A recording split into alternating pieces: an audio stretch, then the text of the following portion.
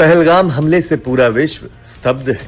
बिना कसूर धर्म के नाम पर मौत के घाट उतारे गए मासूम सैलानियों की हत्या ने सबको झकझोर कर रख दिया है।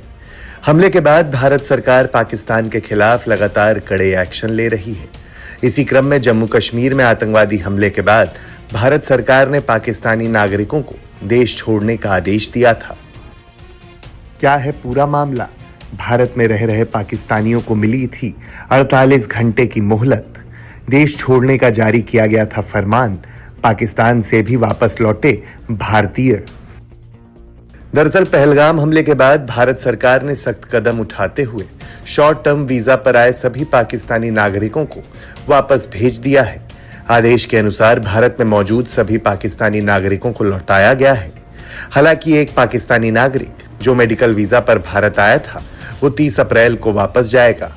अब अवैध तरीके से भारत आई सीमा हैदर के भारत में रुकने को लेकर सवाल उठने लगे हैं, जिसके बाद नोएडा पुलिस और अधिकारियों की माने तो फिलहाल सीमा हैदर के खिलाफ कोई सीधा सरकारी आदेश नहीं आया है।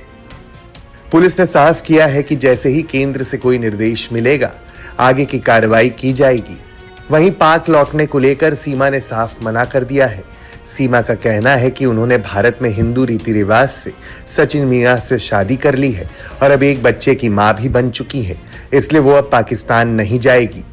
सीमा के वकील की माने तो सीमा हैदर ने भारत में स्थायी रूप से रहने के लिए नागरिकता के लिए आवेदन किया है और सीमा हैदर के नागरिकता से जुड़े कागजात भारत सरकार और राष्ट्रपति के पास लंबित है। सीमा के वकील एपी सिंह ने क्या कुछ बताया, सुनिए। विगत दिवस बहुत ही दुखद आतंकवादी घटना पहलगाम श्रीनगर में पाकिस्तान के द्वारा साजिश और षड्यंत्र के तहत हमारे निर्दोष निहत्थे जो सैलानी टूरिस्ट गए हुए थे, घूमने गए हुए थे, हनीमून मनाने गए हुए थे, कश्मीर की अर्थव्यवस्था को मजबूत करने गए थे और वहां पर दुखद घटना हुई, जिस संबंध में सीमा अपनी बेटी और खुद बीमार होने की वजह से अस्पताल में होने के बावजूद बहुत दुखी हुई, बहुत परेशान हुई, क्योंकि सीमा पाकिस्तान से सनातन धर्म ग्रहण करके नेपाल पहुंची थी। नेपाल में सचिन मीना के साथ विवाह करके भारत आई, भारत में भी शादी हुई और शादी के बाद पिछले माह उसने भारत में एक बेटी को जन्म दिया है।